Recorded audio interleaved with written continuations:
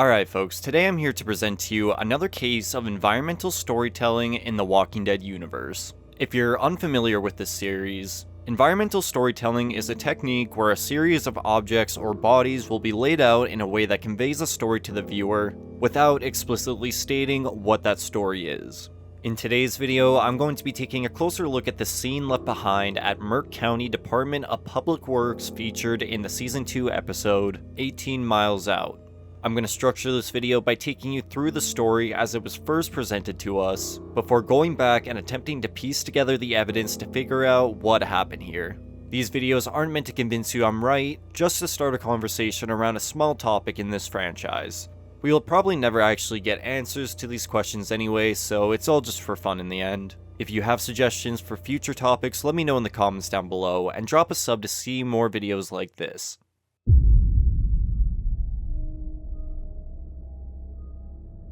Following the bar shootout featured in the episode Nebraska, our survivors were now within custody of a kid named Randall, who was left behind by his group after injuring his leg and rescued by Rick and Herschel despite firing at them. Although they saved his life out of moral obligation, everyone knew they couldn't trust him knowing he had a much larger group out there somewhere.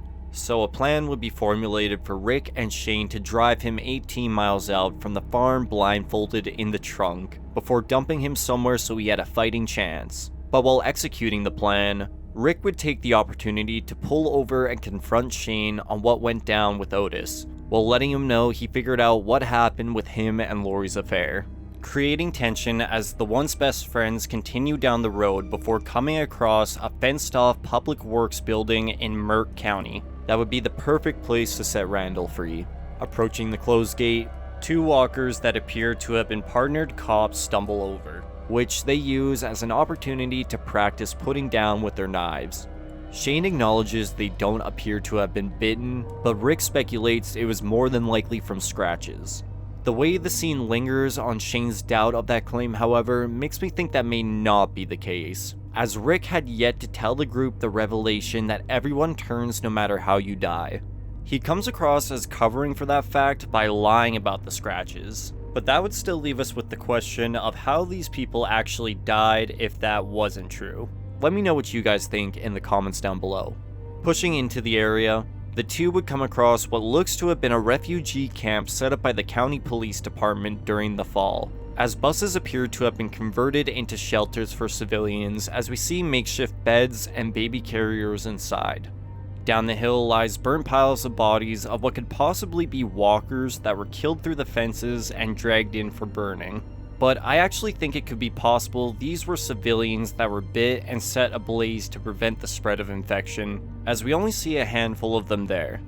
Keep in mind, there was little knowledge on what walkers actually were during the initial days of the fall. And finally, a pile of empty cans and bottles lie in the middle of the pavement, while mountains of garbage bags line the main building, telling me this place was running for at least a few weeks before its fall for that much trash to build up. But Rick and Shane weren't there to solve a mystery. They were simply clearing the area to leave Randall, which is exactly what they do, dropping nothing but a pocket knife before walking away. That is, until he drops the bomb he went to high school with Maggie, and he knew Herschel, meaning he more than likely knew the farm's location as he grew up in the area. This triggers Shane to take a shot at the tied-up kid, only missing when disarmed by Rick, who hasn't quite reached the capability of killing somebody who's unarmed yet. But with tensions between the two at an all-time high, it would only take one comment about failing to keep Lori and Carl safe for Rick to swing on his ex-partner, causing a brutal fight between the two as Randall struggles to cut himself free. But this would be taken to the next level, when Shane would whip a wrench at Rick's head, missing him but smashing the window behind, revealing a horde of dormant walkers that have been rotting inside. It's a bit hard to tell as the camera is quite shaky for these scenes, but it looks like most of these walkers were bit, and we can even see evidence of blood around some of their mouths. But with the perimeter remaining secure by the time Rick and Shane arrive, it's hard to believe the dead got in from the outside. So I think the most likely case as to what happened inside this building, somebody died from natural causes and turned in the night, leading to chaos, much like what we've seen before, such as Season 4's Flu Walker attack.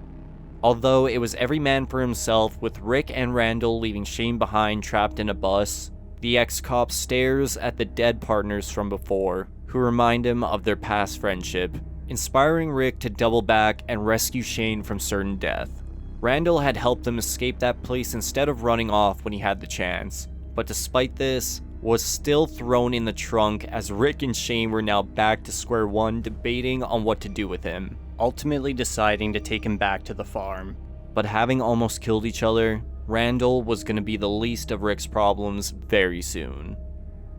Now, for the most part, this seems like your typical somebody died and turned before digging into their fellow survivors story, but I think the cops outside are what thickened this plot quite a bit.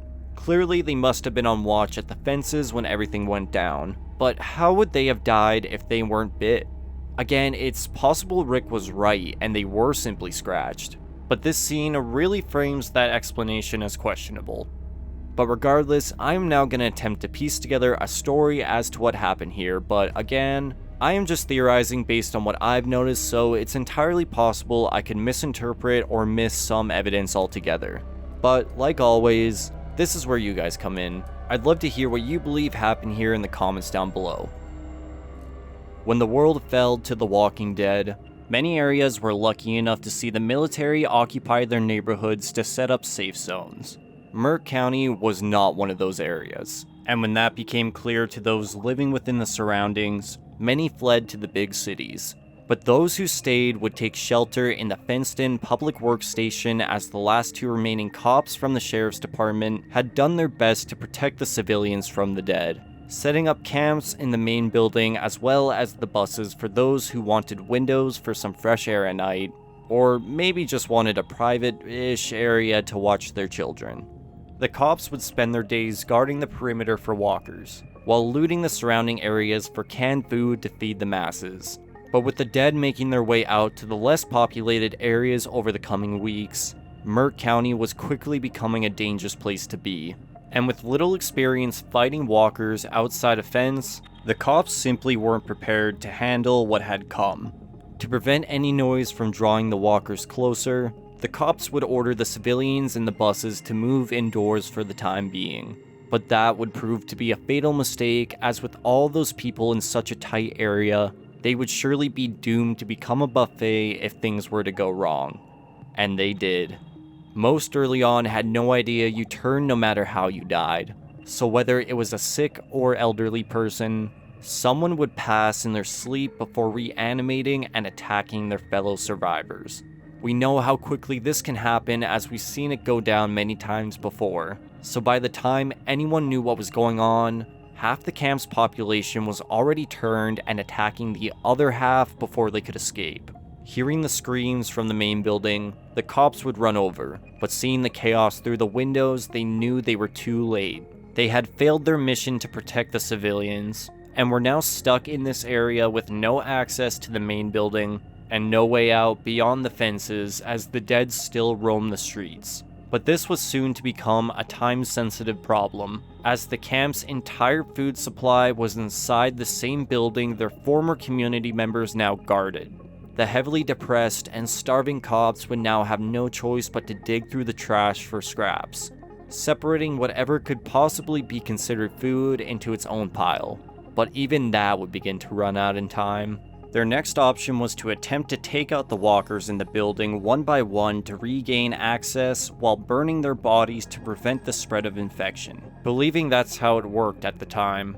But between the explosive noise of gunshots and the glowing blaze of fire through the fence, they wouldn't get very far, as the walkers outside the public workstation would only press in more, trapping them deeper and threatening to bring down the fences altogether. It was now only a matter of time before death came for them too. Now, it's hard to say how the cops exactly met their end, but I've come up with a few theories I think could be possible. The first, they were scratched and turned because of it, either by attempting to clear the main building holding their supplies, or while attempting to escape Mert County altogether. But again, the scene makes it seem like that isn't the case with the way Shane lingers on the question. So the second theory, the cops straight up starved, as the dead were simply too overwhelming for them to take on. The only problem with this theory is this can among the garbage that looks to still be sealed. Maybe they somehow missed it, or maybe it was too expired to even attempt. But I'd think a person on the verge of starving to death would dig into that regardless. The last explanation I could come up with: the cops gave up and took their own lives when things looked hopeless. Possibly by taking some sort of pill or consuming something toxic that we don't get the opportunity to see on screen. It really is a mystery as to how they died, but regardless, over time the dead would move on from Mert County and the walkers left roaming the main building would go dormant, waiting for the chance to catch a meal once again. But the cops still roamed the site of their failure, as they tried their best to keep everyone alive, but simply didn't have enough knowledge on the dead to do so. Alright, now, does this interpretation have problems? Definitely. Without seeing the inside of the buildings, we're really just led to assume that's where everything went down. The cops are there in the scene to serve as a reflection of Rick and Shane, and also to raise the question of turning no matter how you die early, which is why I question the scratch theory, but they had to have turned somehow. So I'd love to hear your interpretation in the comments down below.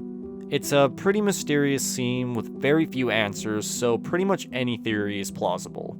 In the end, it doesn't really matter what happened here, as this place just serves as a battleground for Rick and Shane, but these background details are what make this world feel lived in, and most importantly, scary.